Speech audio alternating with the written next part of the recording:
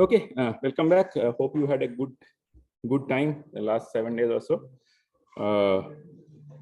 So before we stop, before the midsem break, we were essentially discussing differential amplifier, and let me give you a quick 5-minute primer of how we started off.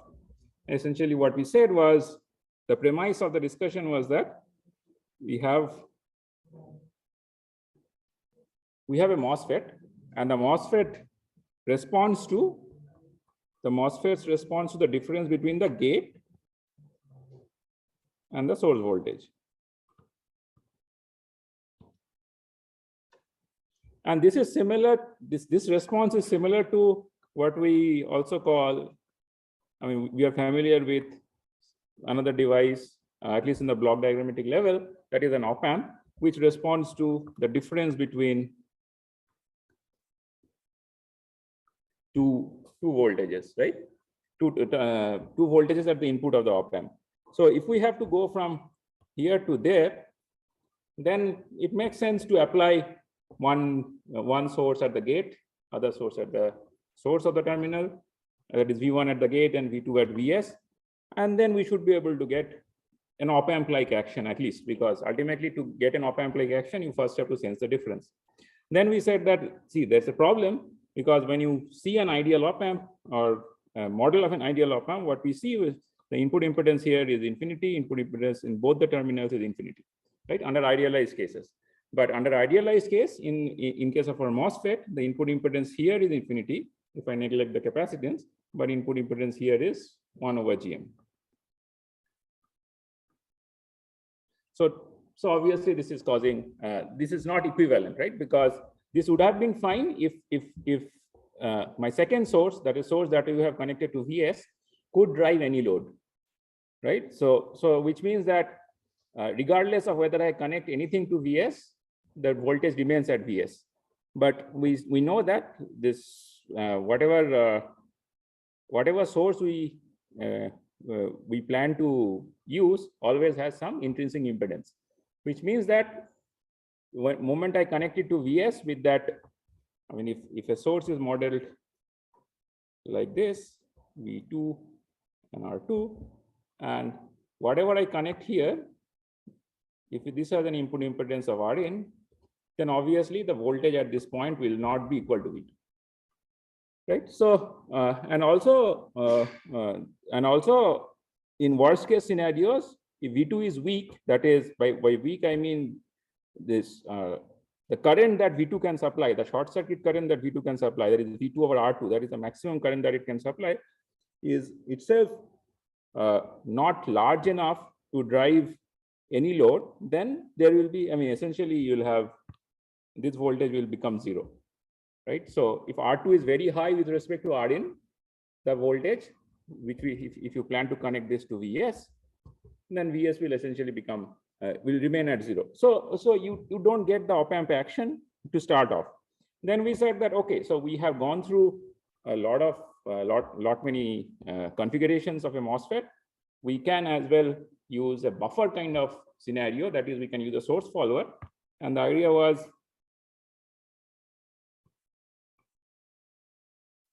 if I connected V1 here, this I know will be approximately equal to V1. If I connect V2 here, take another MOSFET and connect V2 here, then I know this is approximately equal to V2, right? So what happens if I connect these two? If I connect these two, then maybe this intermediate voltage will be either V1, some fraction of V1 or V2, or some linear combination of that. And with respect to that, we can get a current which can be a difference current between V1 and V2, or difference or some linear combination currents of V1 and V2. This is one way of approaching how to essentially get rid of the problem of loading. We also said that there is another way of solving this problem. Another way of solving this problem was other than loading, there was one more issue. The other issue was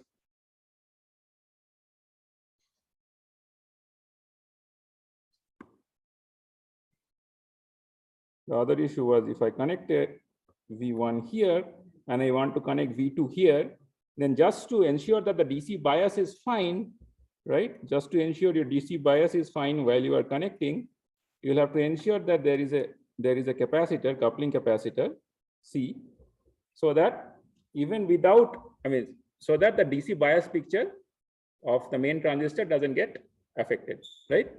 So this, which essentially means that this capacitor value size of the capacitor has to be something with respect to the operating frequency and all, with essentially means that if you are trying to design circuits for relatively moderate frequency to a lower frequency, then you will end up requiring large value of capacitor, which is normally not feasible in an IC. So, so then we said that this architecture, this type of architecture can get rid of this requirement of the capacitor, right? Because now we are not applying, again, this principle is the same. We are not applying we are not applying V2 directly at the source of the first transistor. Let me call it M1, let me do this M2. So we are basically buffering it and then applying, we're buffering it and then applying it to the source of M1. So this looks like this differential kind of, this symmetric kind of structure will help us in getting rid of two problems. One is the loading issue of two inputs. I can choose to apply either V1 and V2 to any of the terminals without really fearing that loading might kill my source. And also it looks like we'll be able to get rid of the issue of large on-chip capacitance, because now we are not directly loading the input. We don't have to rely on decoupling the DC bias and the AC picture. Okay, so this was essentially what we did, and then we did some maths and we figured out that if we have this structure,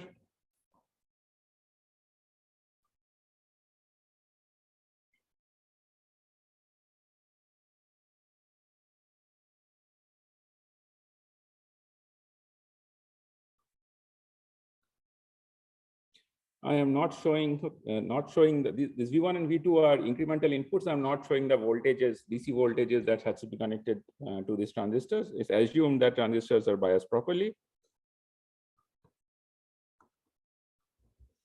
So then we did some maths and figured out that the incremental current that will flow is how much?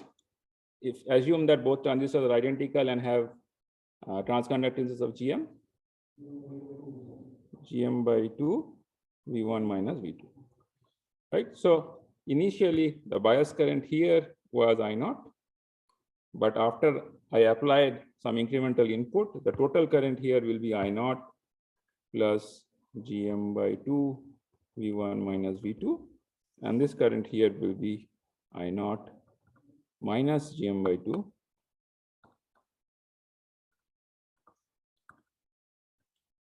V1 minus V2. Okay, and then we said that okay, fine. So now that we have been able to realize a contraption which gives me a difference. It gives me a current which is proportional to the difference of the input voltages. I may as well take up, pass it through a resistance and take the voltage, right? So this voltage, if I call it as V01.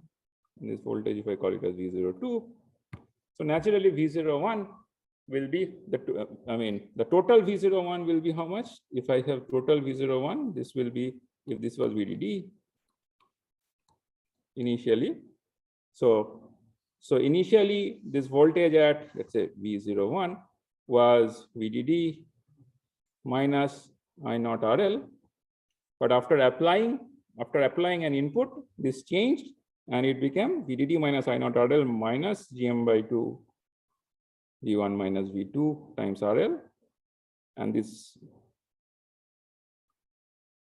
V02, which was VDD minus I0 RL initially, changed to VDD minus I0 RL plus GM by 2 V1 minus V2 RL. And then we said that, I can take the output from either end. I can take the output from V01, I can take the output from V02. because incrementally both seem to be giving me an incremental output which is proportional to the difference of the inputs. But we can do maybe one better. We can just say that I will take the difference between V01 and V02. You take the absolute difference, you take the incremental difference, it doesn't matter, because your V01 minus V02 will have the same, V01 and V02 have the same quiescent potentials, which means these terms will get cancelled out, and you will only be left with GM times V1 minus V2 times RL. Okay, so which means that your V01 minus V02 by V1 minus V2 is GM times RL, which is exactly the same that you had have gotten from a normal common source amplifier. If you had applied, if you could have applied V1 here directly and V2 here directly, right? That's what you would have gotten. So all this tamasha that we did was essentially to get an output which is in principle similar to a common source amplifier. Okay. Yes. Yeah, right. Thank you. This will be minus, right? Because I am taking that. Yes. Sir, after this one, we are assuming that both the transistors were mismatched, like GM1 and GM2. Right. Yeah. In that case, we also found like the voltage gain, and that was like some GM0 times RL into V1 minus V2, and GM0 is basically GM1 GM2 by GM1. Right. GM2. Yeah. So in this case, can we say that CMRR is infinite? We'll come to CMRR. We haven't come to CMRR, right? So you'll see. So we'll come to CMRR shortly in today's lecture only. Okay, till now, I mean, this was essentially a repetition of what we did, a quick primer. Any questions? Okay, good. So now let's move ahead. So if GM1 and GM2 are not set, in that case, there will be a steering of current in the correct transistor. Yes. So if we take the V0 as GM0 RL then V1 minus V2, is that the correct expression, or there will be, because of the steering of current, there will be some DC? Yeah, there will be, right? Because I mean, what you are essentially saying is M1 and M2 are not identical. There will be, let's assume M1 size is slightly higher than M2, or maybe the bias at the gate of M1 is slightly higher than the bias at the gate of M2. There will be a steering of current in one side. So that steering of current may be large or small depending upon whether how big the difference is. So, but when the steering of current happens, there obviously the quiescent GMs changes, right? So then you have to take into account the quiescent GM, what changed, and then do your calculations, because you are not in a situation where both the GMs are identical. I mean, we have to take the total quantity. V capital V01 minus capital V01. Correct. Right.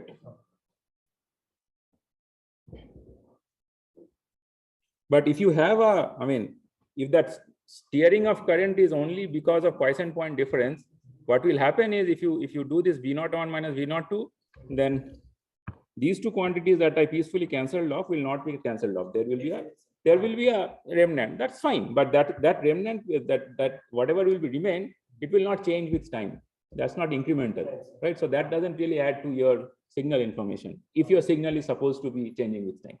Right, it's equivalent to saying you have a common source amplifier, you have a DC component to the output, right? Yeah. So it depends. I mean, if you want to block it, you block it. If you don't, if that's fine, you keep it. It depends on the application. But it's a constant DC. Yeah. That can be termed as an error. No, it's an okay. So whether it can be termed as an error or not depends on the application. Sometimes you are dealing with amplifying DC itself. Then it's an error.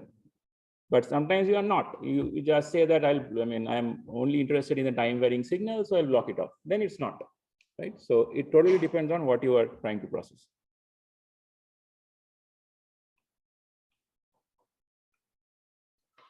Okay, so now let me divert your attention to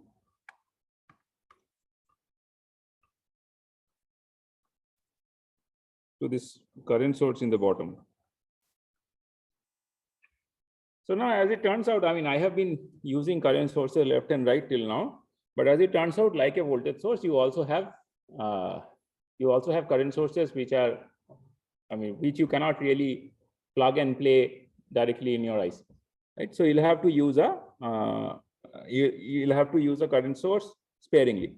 Now, again, like a voltage source, normally you don't have access to two terminals of a current source. You only have access to one, because ultimately, I mean, if you go to the lab and you just like you have a voltage source, right? You have these plus and minus terminals coming out, and you connect it to an IC, right? One is ground, one is VDD. So similarly, you can have another device where you have one terminal coming out, and this is supposed to give you a constant current. Okay, and similarly, there will be a ground return path to it. So essentially, you can either source or sink. So that's the issue. And in an IC, obviously, I mean, when you ship an IC, you don't ship these big boxes also that you connect whatever you want to. So ultimately, you expect either the user to have one current source, or if the user sometimes doesn't have a current source, you'll have to provide the current source in an IC itself. We are not, in this course, we'll not cover how to make accurate current source in an IC. We'll assume that there is one master current source available somewhere, just like we have assumed one master voltage source that is available. And then we'll try to see we try to reuse that current source multiple times, right? So now the question boils down to, how do I get this 2I0? Because I cannot take a current source from somewhere and just use it to bias a differential amplifier. So now if I have to replace this current source with MOSFETs, essentially, because that's what we have done, what we need to do? So the first thing that we have to see is that what is the basic property of a current source, other than the fact that it's supposed to give me constant current, is the fact that its output impedance has to be infinite, very large, right? So in a MOSFET, you have 3 terminals. Obviously, you cannot use gate because you cannot source anything through gate. You cannot use source because you cannot, this terminal cannot be source of the MOSFET, simply because you will have low impedance, which means you are left with only a drain, right? So let's replace this with a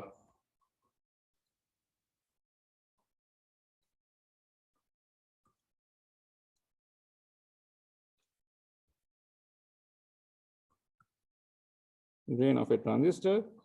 And what are we trying to realize? We are trying to realize a contraption where the DC current is 2I0, right? So if you neglect the GDS, then this, as far as output impedance is concerned, this behaves like an ideal current source.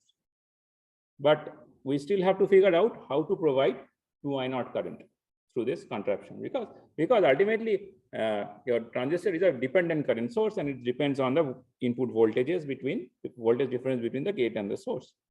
So if I have to get a constant, I mean, if I have to get this 2I0 current out of this transistor, what should I do? Yeah, so what is the logic behind using current mirror? I mean, how do you, let's say you don't know what a current mirror is, so how will you go about figuring it out? So you have to provide a constant voltage, or mind you, it's not constant, because if you use a current source, it should be constant regardless of process variation, regardless of temperature variation, and so on, right? Which means this voltage, VGS, has to always be equal to what? Threshold voltage plus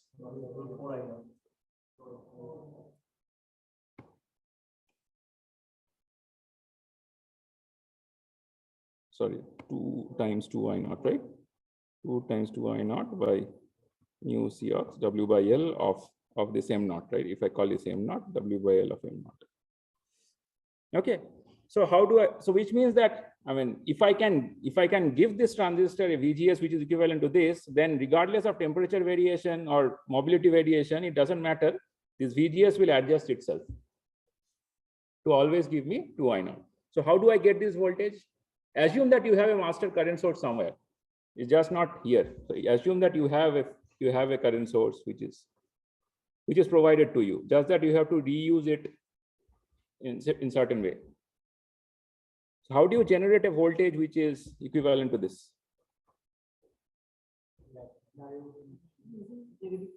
It's negative feedback, right? So you basically provide this current to a transistor and use feedback to and ask the transistor to generate its own voltage, right? So essentially you do this. So if you simply do this, this voltage will be equal to this always, right? So this is basically, I mean, we have seen this multiple times. You use negative feedback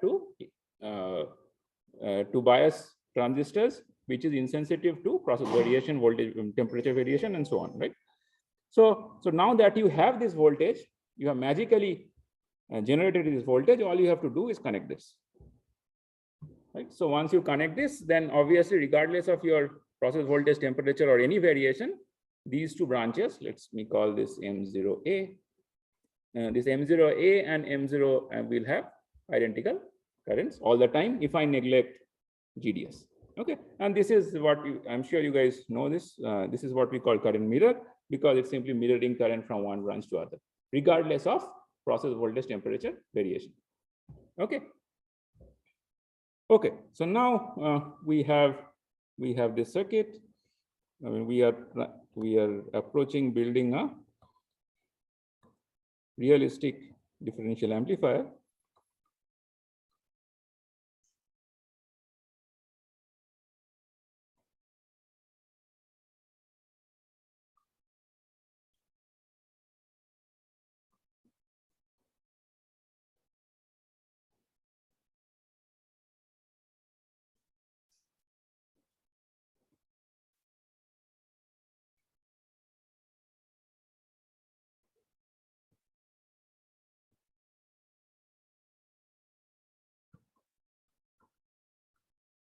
Okay, so now the question is, I mean, when I had this ideal current source at the at this node, let's say at Vx, then I didn't have bothered about anything at Vx because ideal current source is ideal. But now we don't have an ideal current source; we have a transistor, which means we'll have to be respectful towards the requirement of this transistor M0.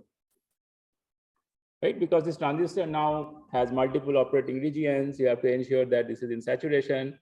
All those things we'll have to be respectful of, which means that we'll have to now see under what bias condition this M0, or for that matter even M1, M2,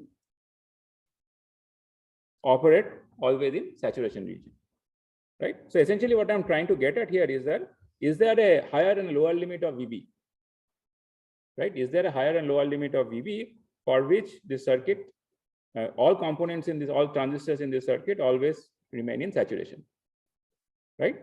So this exercise you'll have to do for any circuit using MOSFETs that you have, or any active elements that you have put together. Let's do it for this. So now let's assume that let's start off with what happens if I am trying to reduce VB, right? So what I'm trying to get at here is that, is there a lower limit of VB that we need to be concerned about, right? So how will you approach that?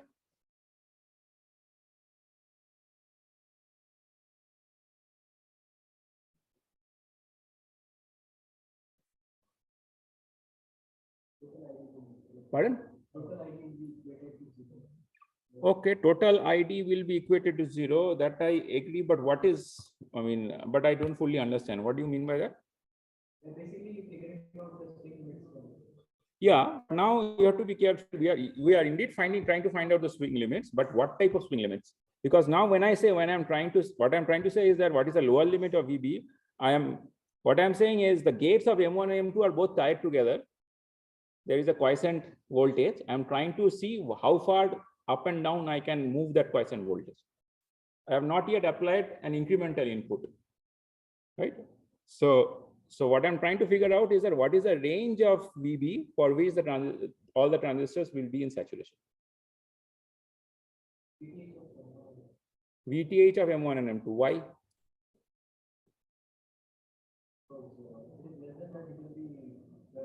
Okay, so but note that, I mean, is that, so what you're essentially saying is, if I had something like this, then, and this is VB, Then if VB is less than threshold voltage, then things are off, right? But I mean, does it need to go to the as low as VB, as low as threshold voltage? Sir, why can't we assume that the Vx is in the overtime of like M naught is in the age of this diode and saturation? Yeah, you can assume anything. That assumption has to be, I mean, and based challenged. on that, Right? once we define the Vx, based on that we can define the Vx. Yeah. So yeah, I agree. But I mean, what is the logical progression of that thought process? So so first you have to see what happens if I reduce VB. If I'm trying to figure out the limits of VB, then I have to figure out what happens if I reduce VB. Okay? Vx will reduce, right? Yeah. So will Vx reduce and why? Because the current 2 I naught is splitting in both sides. Correct. And it has to continue. Okay. So you're saying I have a current of I naught here, and I have a current of I naught here. So VGS has to be even constant. And why will not, I mean, why will not I naught through M1, let's say, increase, and I naught through the current through M2 decrease, so as to keep total current I2 I naught Both the here? gain are connected to the Right. So what he is essentially saying is, since both the gates of M1 and M2 are connected to VB, whatever happens, it's symmetric, right? Whatever happens on left branch will have to happen on the right branch, as long as both the gates are moving in tandem, right? So which essentially means that I can only look at one part of the circuit and, basically infer what's happening on the other part of the circuit. That is one way to look at it. The other way to look at it is to say that, okay, fine. This is something that we discussed when we in the last part of the last lecture, that we can as well say that when I am changing VB, I can say that I'm changing, this is a VB plus delta VB. This is also VB plus delta VB. Right? I can say there is an incremental change of VB. VB can be positive or negative, doesn't matter. Right? So if VB decreases, then we can figure out what's happening at Vx. Right? So what is Vx in terms of delta VB? Incremental Vx, that is delta Vx. minus delta V. Plus delta V. Yeah, but how did you come up with that? VGS is constant because it's a constant current source. Also, you can come up with it from the perspective of figuring out what Vx is incrementally, right? So, I mean, you can use superposition, for example. I mean, let's say you don't have delta VB on one side, you have delta VB of only on the left side. What will be Vx? Delta Vx? Delta VB.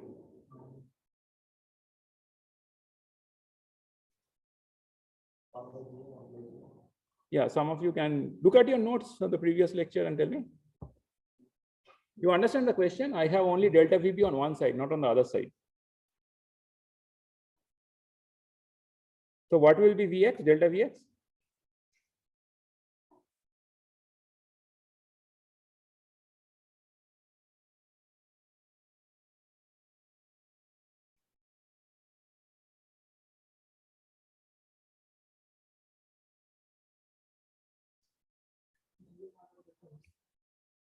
CMRR delta V. Why do you say so?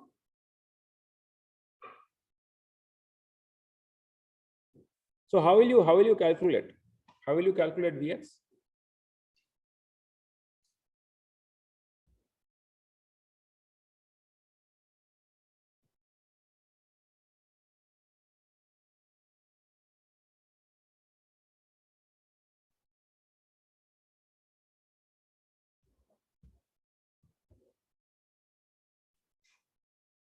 So basically, you have to make a small signal of this and then figure out, right? What is the gain between this terminal and this terminal? If you can figure out the gain between these two terminals, you know what happens to Vx if I change VB, isn't it? So what's the gain between the gate of M1 and Vx?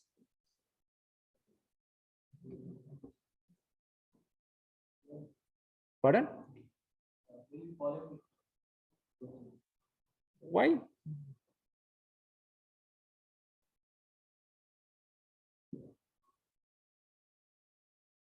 So okay, so think intuitively also. If I increase only VB of M1 by delta VB, will current be balanced on both sides? No, right? If current isn't balanced on both sides, which means which side will have higher current? If VB is delta VB is positive, M1 will have higher current, right? So which means what? Vx has to move. But will Vx move by the same amount as delta VB? If Vx moves by the same amount of delta VB, will there be any incremental current through M1? No, it cannot, right? Which means Vx cannot move by the same amount. So I'm asking you to figure out how much will it move by using incremental model.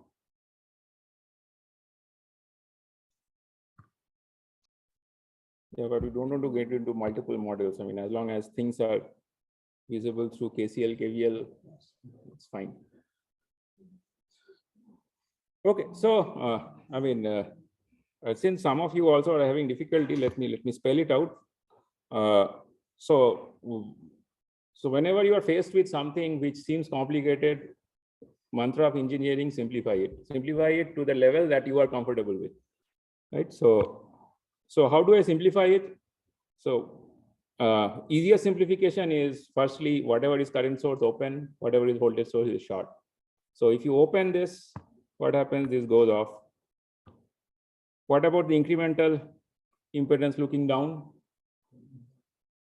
It's infinite, right? It's supposed to be 1 over GDS, but GDS is 0, which means it's infinite. Which means my incrementally this boils down to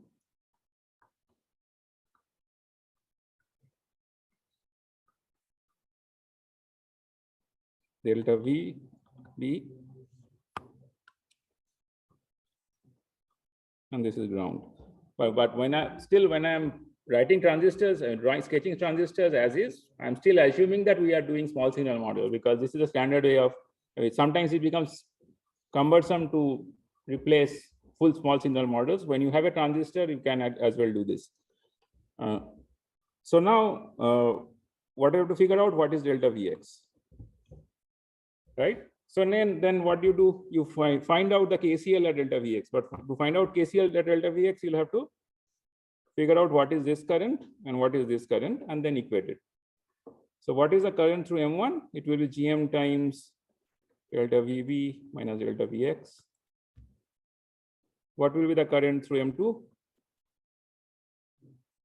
Gm times 0 minus delta Vx.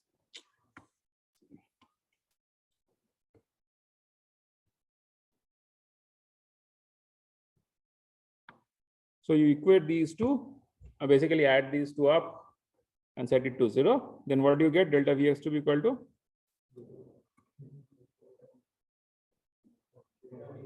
delta VB by 2. Okay. So, I mean, this is one KCL KVL way of doing it. The other way of doing, which I personally prefer, is figuring out the impedances at each node and then going about doing it. So what is the impedance looking in here? 1 over Gm, which means we can break down this M1 into this form.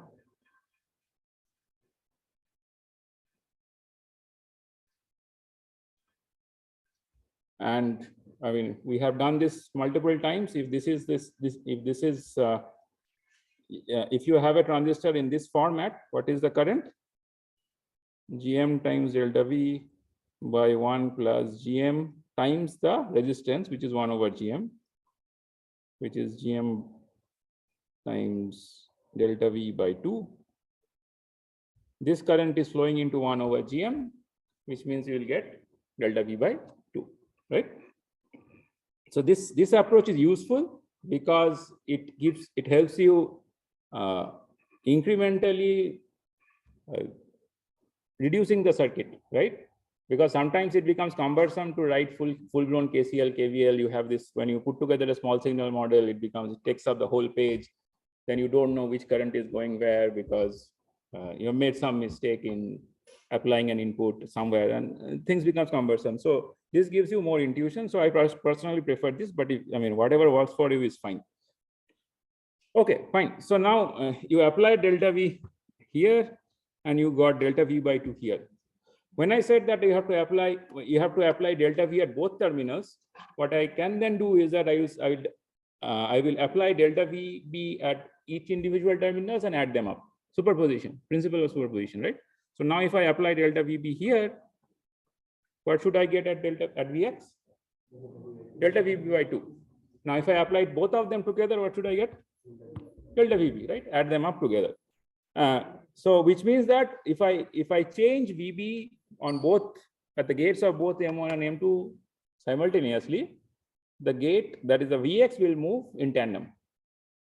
Now it also makes sense because it's a symmetrically biased circuit, and since both sides, both arms of M1 and M2 are moving in tandem in the same direction, the bias current has nowhere else to move. It has to be identical on both sides. It cannot shift to either side, right? So it's equivalent to a constant current bias circuit, which means that the VGS of M1 and M2 has to be same all the time, right? So if I0 doesn't change, then VGS cannot change.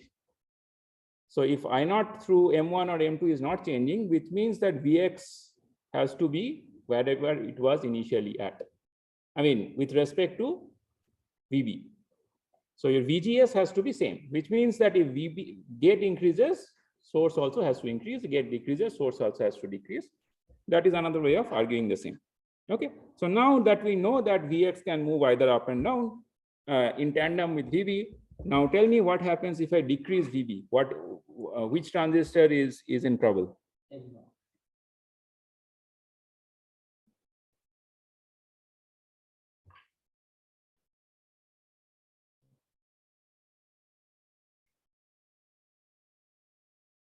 So I am understood the question, right?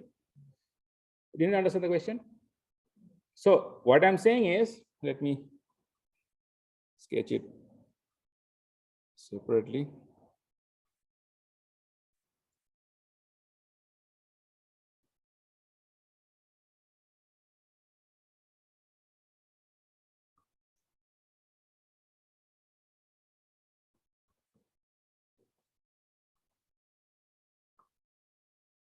So that's a reducing VB. Then we saw that this will be wherever it was initially, Vx0 minus delta VB, right? And I have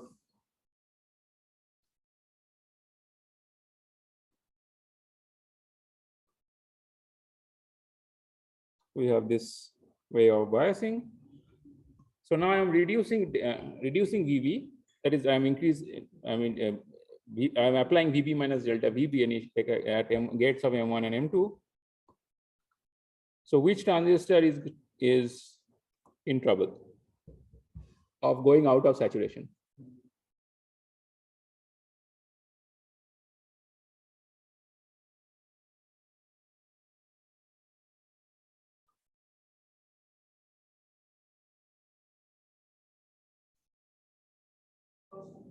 First one as in, you can name it, right?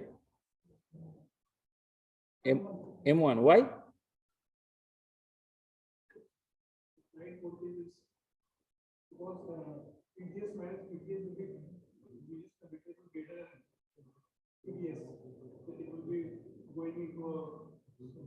Okay, so what will happen to the VGS of M1 if I reduce delta VB?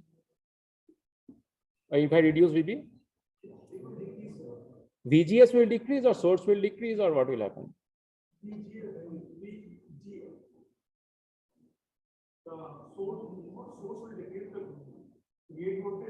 Right. Will VGS decrease? That's the question. How did you infer that source VGS will decrease if VG decreases?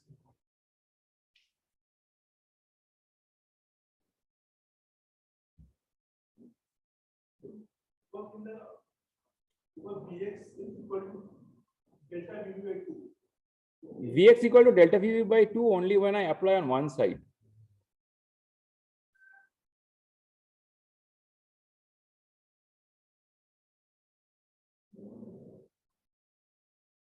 If I apply on both sides, then what is Vx?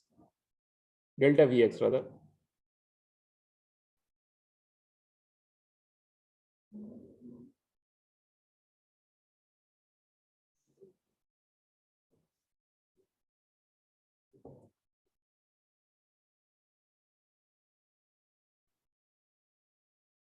Yes, somebody here. Yeah. So I mean, from here, what I have sketched here itself, it's visible, right? So if this is VB minus delta VB, this is also Vx naught minus delta VB. So the VGS hasn't changed. Delta VB gets cancelled out, right, on both sides, which means that M1 and M2 are fine. They don't have a problem. VGS hasn't changed. But what is then going into trouble? If this voltage decreases, then M0 clearly is in trouble, right? Because the gate of M0 hasn't changed. VGS of M0 hasn't changed. It's biased with constant current source, but the drain is decreasing. So when drain of M0 decreases, then M0 is going towards linear region, which means I mean, when I'm decreasing VB, I'll have to see what's the linear region condition of M0. So what is the linear region condition of M0?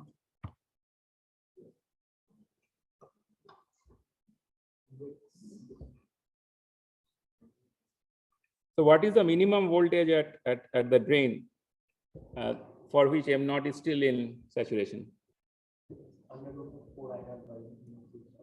Yeah, so it's basically VGS. This is this voltage, whatever this voltage is, VG minus the threshold voltage of M0, right? So this is VG minus threshold voltage of M0, which is essentially the overdrive, right? So it's basically 4 I0 by mu C ox W over L of M0, or rather, I'll just say V overdrive of M0. Okay, so you know the minimum of this at this terminal. So if you know the minimum of this at this terminal, what is the minimum of VB?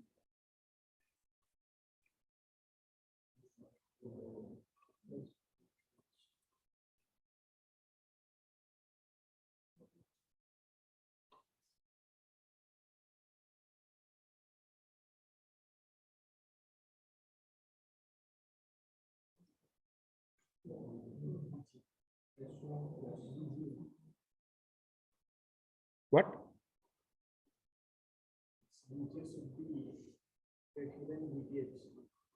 Not really, right? So VGS has to be always be greater than VTH. That is one limit, but you have a current, right, of I0 flowing through the transistor.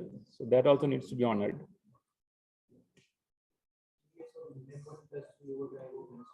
Right. So if you know this voltage, if you know the source of the transistor, you know the current through the transistor, can you figure out the requirement of the gate? What is it? Yes. I gave you the source voltage, right? Source voltage of M1, that is V overdrive of M0. How will you figure out what is the gate voltage of M1? Minimum gate voltage of M1? Only VTH? You have to have VGS, right? Yeah. Right. So adding VGS is equivalent to saying I definitely require threshold voltage, otherwise transistor is off. But only having threshold voltage, VGS is not good enough, right? You need to also account for the current that has been flowing in, right? So threshold voltage plus overdrive, right? So VGS. So this is V overdrive of M0 plus VGS of M1 for a current of I0, right? So essentially V overdrive of M0, whatever this V overdrive was, plus threshold voltage of M1 plus overdrive of M1 for a current of I0. So this is current of 2 I0. Okay, so this is the minimum VB min. Okay, what is the maximum? How will you figure out what is max? As VB decreasing, the M1 and M2 goes more into saturation, right? You will get to know now, right? So if you see what happens with VB increasing, then the opposite thing is happening, right? So what about, I mean, what will go into trouble if I keep on increasing VB, both sides?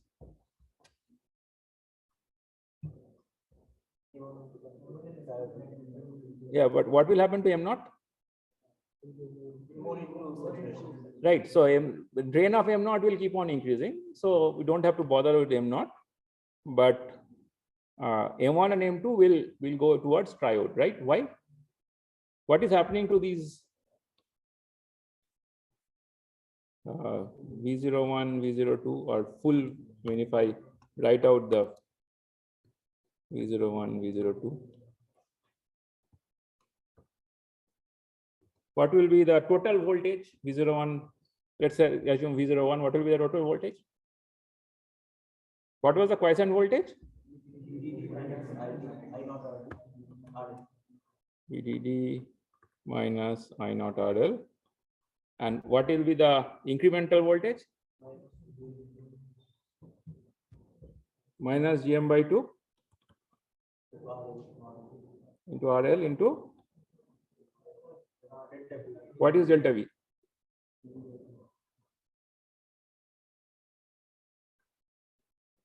What is delta V in this case? So this was what? This was GM by 2 V1 minus V2, right? So what is V1 minus V2 in the case that we are dealing with?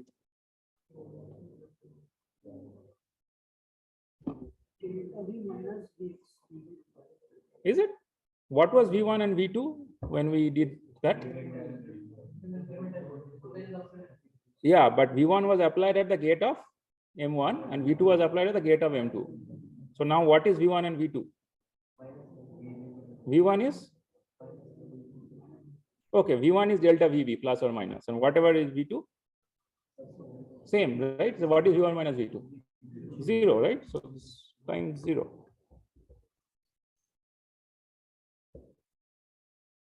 So same with V02, right? So VDD minus I naught RL plus CMRL by 2 times 0.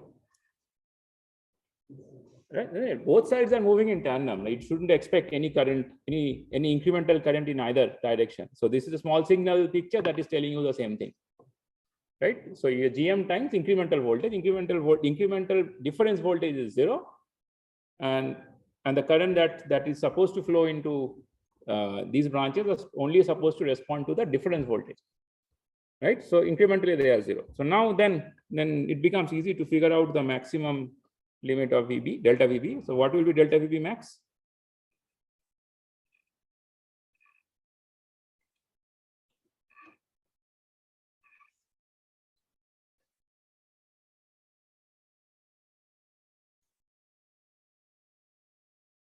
How will you figure? So we need to take VDS, like VD is VDD minus I naught RL. Right. And VS is basically this voltage, delta plus delta VB plus EX. Yeah. So basically the total saturation region condition for M1 or M2, right? So you look at the drain voltage, look at the gate voltage, difference greater than threshold voltage, right? So what is it now? So this voltage has to be one threshold voltage above the drain of M1, correct? So drain of M1 is at VDD minus I naught RL, right? So drain of M1 is VD of M1, right? Plus threshold voltage of M1,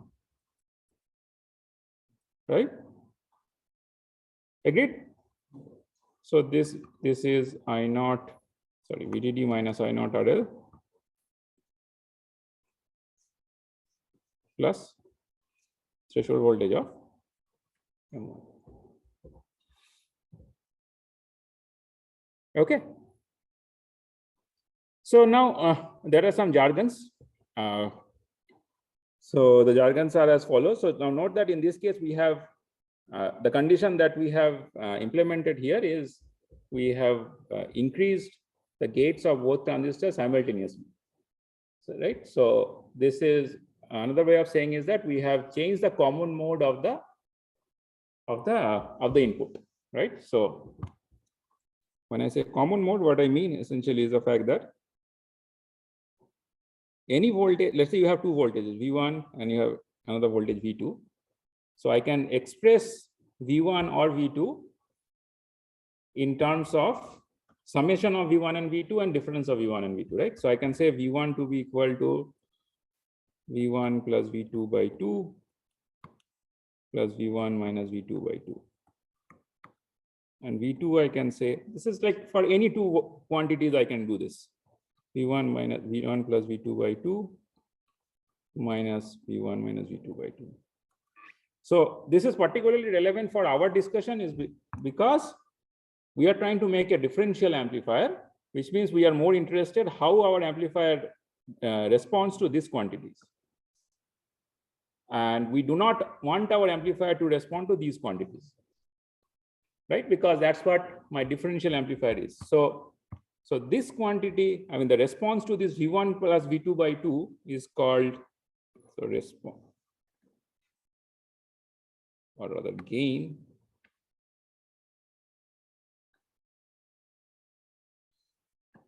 between output, whatever might be the output, and V1 plus V2 by 2.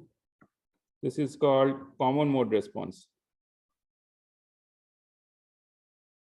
or common mode gain, and gain between output and V1 minus V2, not by 2, is called differential gain.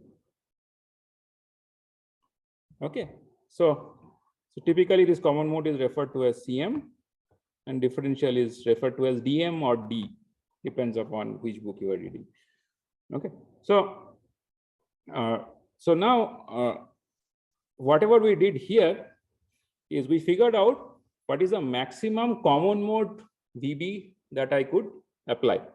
So this is called, that's why this is maximum or minimum. So this maximum common mode input that I can apply is called input common mode range plus.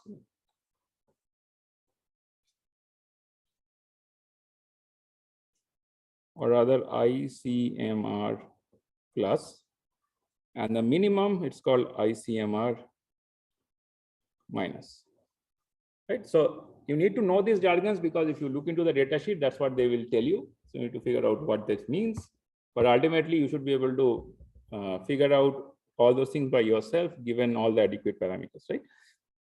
Okay. So now let's try to figure out, now that we know how the common mode response and all those things are, we can as well now say what is the common mode gain of our circuit.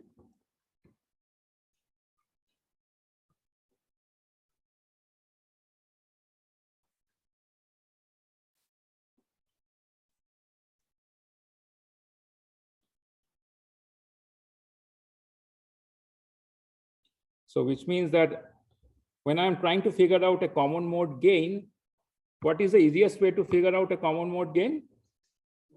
I have to set. So let me, I think I jumped ahead. Let me take a step back here and then. So let's assume your V01, that is output, incremental output. The incremental output is for any particular circuit, not particularly differential amplifier, any particular circuit will be linear combination of V1 and V2, right?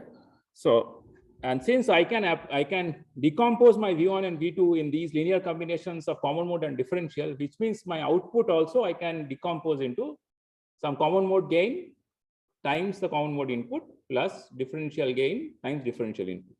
So which means that I can say that V01 is some common mode gain times V1 plus V2 by 2. This quantity is typically referred to as VICM, and differential times V1 minus V2 by 2, because this quantity is referred to as VD or VDIF. VD or PD.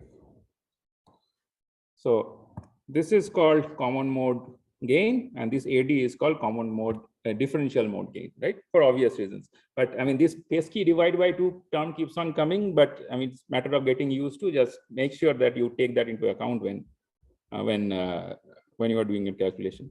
But fundamentally, nothing changes.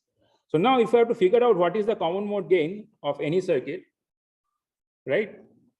What would you like? How would you like to approach it?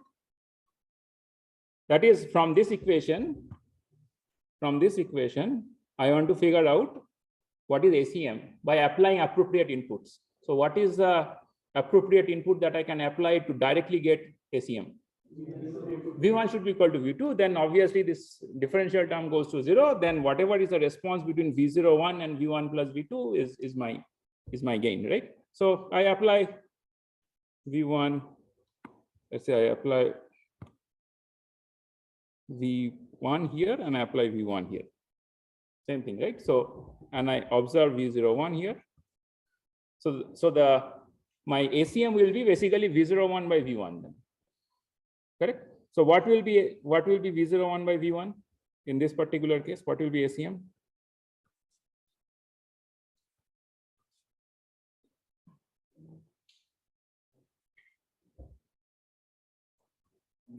Note that I have applied V1 on both sides.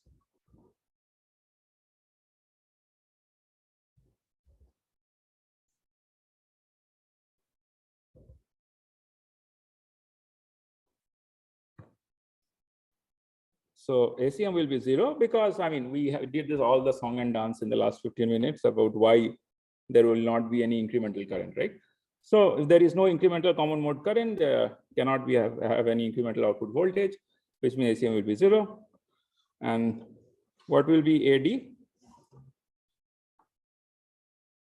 You basically set V1 to be equal to minus V2, and you set V not equal to minus V1, V2 equal to minus V1 or whatever, and whatever you get, V not 1 by V1 is your AD, right? So this is equal to GMRL. Not really, right? GMRL by 2, right? Because I am taking only one side, right? GMRL by 2.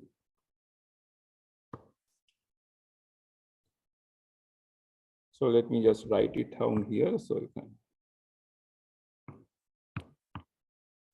So apply V1 and V1. Here apply V1 and minus V1. Okay, fine. Is it? Okay. So if I apply V1 and minus V1, yeah, you are right. Correct. So, okay. So, yes, that becomes GMRL, right? Because, okay, let me write it down fully. So if I apply V1 and minus V1, then this the ACM term goes to 0. The other term becomes AD times V1, and AD and my AD becomes V01 by V1, which is GMRL. You are right. Thank you. GMRL or minus GMRL in this case. So as it turns out, that is, okay, we are out of time. So let me just close with this. As it turns out, again, there are ways of representing these ACM and AD in a compact form. So there is one term called common mode rejection ratio. That is CMRR. That is defined as the ratio of AD by ACM. Okay. So common mode rejection ratio is essentially a measure of how good your amplifier is in amplifying the difference and rejecting the common mode. Okay. So you want this to go to infinity, right? So you want this to go to infinity. So in the example that we did, this actually goes to infinity, right? But as you know that something is wrong, right? Because nothing goes to infinity. So we'll do the calculation in the next class. But what do you think is wrong? What by wrong I mean which assumption we have overdone? RDS of M naught, right? So yeah. So we have neglected the RDS of M naught. So there will be an RDS or 1 over GDS, right? So when you have 1 over GDS, what is essentially, fundamentally, what is changing? Yeah, right. So this Vx will change because this Vx will now fully follow, it will not fully follow V1 or the common mode range. So since it will not fully follow, which means there will be a slight incremental current. When there is slight incremental current, then V01 will not remain constant, which means that you will have some ACM, right? So we'll do that in the next class. Sir, yes. while adding the AD, why you are considering only V1? It's the differential input. So V1 minus of minus V1, that is 2V1. Right. It is V1, but you have AD by 2 here, right? AD by 2. So that's how the definitions are. Right? I mean, cannot do anything because ultimately we are trying to make an op amp. It's the difference between V1 and V2 we are interested in. So that's how. So I mean, the question it comes like to find out the CMRR. In that case, we have to see how it is defined. Yeah. So if you just say that I have assumed this, that is also fine. As long as you assume, you make your assumptions clear. This is what I have defined it as. It's fine. Okay.